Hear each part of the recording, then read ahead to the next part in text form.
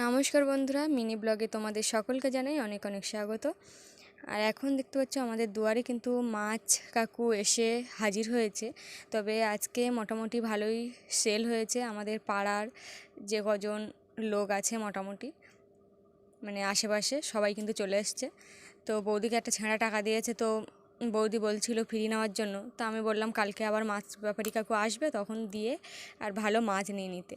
আর এই যে এখানে আছে কয়েক রকম মাছ, পোনা মাছ আছে, নিহারে মাছ আছে, পাঙাশ ট্যাংরা আছে আর তেলাপিয়া আছে।